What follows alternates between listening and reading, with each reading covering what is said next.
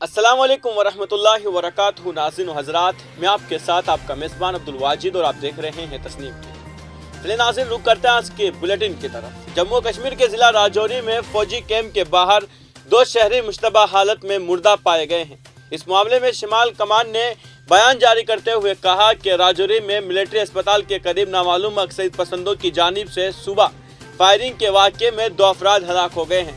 Police, security forces और civil इंतजामिया के एहलकार जायवुकुआ पर मौजूद है। वहीं इस वाक़े के बाद इलाके में एहतजाज शुरू हो गया है। शहरी हलाकतों के बाद आवाम ने एहतजाजी मुजाहिरा शुरू कर दिया है। राजौरी हाईवे के साथ वाक़े फौजी कैंप के बाहर जुमा की अलग सुबह 2 मकामी अफराद पाए गए हैं, जिसके बाद इलाके में ज़बरदस्त एहतजाजी मुजाहरे हो रहे हैं। मकामी लोगों के मुताबिक पूंछ राजौरी हाईवे पर वाक़े फौजी कैंप के अल्फा गेट के बाहर जुमा की अलग सुबह 2 मकामी अफराद मुर्दा पाए गए हैं, जिस्म पर गोलियों के निशान पाए जाने के बाद मकामी लोगों ने एहतजाज किया। मकामी लोगों ने मकतूल की शनाख्त कमल कुमार और सुरेंद्र कुमार के तौर पर की है और दोनों जिला राजौरी के रहने वाले हैं।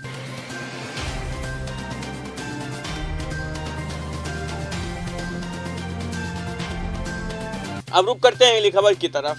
बहुजन समाज पार्टी के साबिक रुकने असेंबली मुख्तार अंसारी और उनके साथी भीम सिंह को बुध को एमपी एमएलए अदालत ने गैंगस्टर केस में कसूरवार ठहराया और 10 साल की कैद की सजा सुनाई। उसके साथ अदालत ने 5-5 लाख रुपए का जुर्माना भी आयद किया है। अदालत का फैसला सुनते ही मुख्तार अंसारी रो पड़े।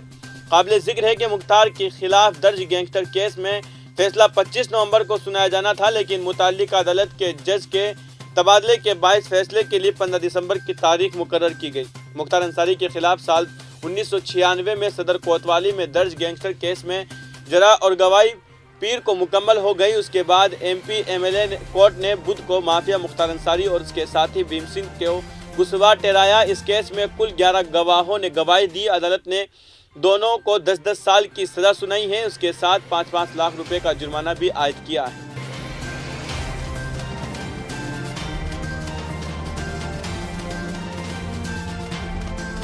अब रुक करते हैं अगली खबर की तरफ। मैंगलोर के सोरथखल पुलिस ने कर्नाटक हिंदू महासभा के सदर राजेश पवित्रन को एक ताजिर को धमकी देने के इल्जाम में गिरफ्तार किया है। राजेश पवित्रन पर इल्जाम है कि उन्होंने ताजिर से सोना और नकदी का मुतालबा पूरा न करने पर उनका वीडियो सोशल मीडिया पर लीक करने की धमकी दी है। मैंगलोर के कोरो से ताल्लुक रखने वाले सुरेश ने पुलिस को अपनी शिकायत में कहा है कि पवित्रन ने सोरथखल में शराकतदारी पर कारोबार शुरू करने का फैसला किया। बाद में पवित्रन के मशकूक कारोबारी सौदों के बारे में जानने के बाद उन्होंने उनके साथ कारोबार न करने का फैसला किया। सुरेश के फैसले से नाराज होकर पवित्रन ने उनका लैपटॉप छीन लिया और धमकी दी कि अगर वो सोना और नकदी की मांग को पूरा नहीं करता है तो सोशल मीडिया पर उनकी निजी मालूमात को आम कर देगा। शिकायत में कहा गया है कि मुलजिम ने उसके आज़ा काटने की भी धमकी दी है। पुलिस राय ने बताया कि शिकायत की बुनियाद पर मुकदमा दर्ज करके मुलजिम को गिरफ्तार कर लिया गया है।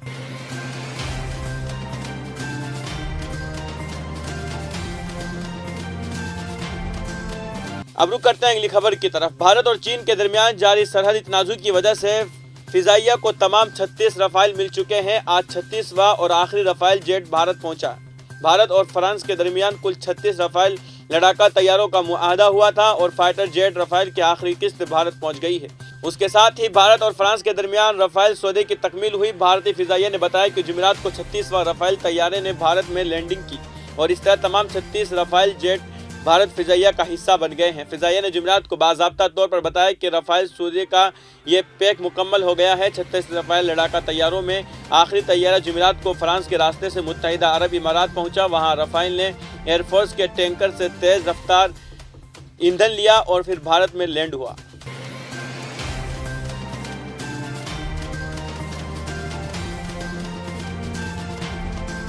अब रुक करते हैं अगली खबर की तरफ। वज़ीर-ए-आज़म नरेंद्र मोदी ने न्यूयॉर्क शहर में अक़वाम मुत्तहिदा के हेडक्वार्टर में महात्मा गांधी के मुजस्समे की तनसीब पर खुशी का इजहार करते हुए कहा कि हर भारतीय के लिए फ़ख्र की बात है। उन्होंने कहा है कि गांधी जी के ख़यालात और मशवरे ज़मीन को मज़ीद खुशहाल बनाने और दुनिया के लिए ज़्यादा सेहतमंद तरक्की की सिमत में मददगार साबित हो सकते हैं। जुमेरात को एक ट्वीट में वज़ीर-ए-आज़म मोदी ने कहा कि हर भारतीय को अक़वाम मुत्तहिदा के हेडक्वार्टर में महात्मा गांधी का मुजस्समा देखकर फ़ख्र है। गांधी जी की ख़यालात और मशवरे हमारे ज़मीन को मज़ीद खुशहाल और दुनिया के लिए तरक्की को और ज़्यादा सेहतमंद बनाएंगे।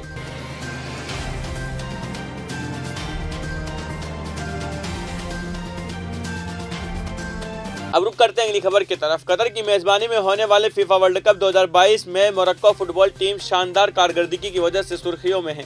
इस दरमियान 2 मोरक्को खिलाड़ियों का वीडियो सोशल मीडिया पर वायरल हो रहा है। वायरल वीडियो में दोनों खिलाड़ी इस्लाम की दावत देते हुए नजर आ रहे हैं। दरअसल मोरक्को के 2 खिलाड़ी जकरिया अबू खल और अब्दुल हमीद साबरी राउंड ऑफ 16 में स्पेन के खिलाफ फतह के बाद होटल वापस आते हुए इंस्टाग्राम लाइव में अल्लाह का शुक्रिया अदा करते हुए और लोगों को इस्लाम की दावत देते हुए नजर आए। वीडियो में खिलाड़ियों को ये कहते सुना गया है कि हमारे साथ शामिल हो जाओ, इस्लाम में शामिल हो जाओ, आओ खैर की तरफ आओ, अमन की तरफ आओ। दोनों ने इंस्टाग्राम पर अपनी तस्वीर भी पोस्ट की जिसमें उन्होंने शहादत की उंगलियां उठाई जो कि इस्लाम में वहदानियत की अलामत है। अबू खल और साबरी ने ऑनलाइन पोस्ट की गई तस्वीर के कैप्शन में अल्लाह अकबर लिखा है। वाज़ेह रहे कि बुध की रोज़ सेमीफाइनल में फ्रांस के खिलाफ शिकस्त के बावजूद मोरक्को के फुटबॉल खिलाड़ियों ने मैदान में सजदा शुक्र अदा किया। सजदा शुक्र की तस्वीर इंटरनेट पर वायरल हो गई जिसके चारों जानिब खूब तारीफें हो रही है। Penalty was the best feeling in my whole life. Tell all this not Muslims. Join us. Join the Islam. Join the Islam. Come to the Wallahi. good side. Come to the good side. Come. Come to the peace. Come to the win. Hereafter it's difficult. حي على الصلاة حي على الفلاح. तो फिलहाल की खबरों में इतना ही। मुल्क और गैर मुल्क की तमाम बड़ी खबरें जानने के लिए देखते रहिए तस्नीम टीवी। आपके मेज़बान अब्दुल वाजिद के साथ। अल्लाह हाफिज़।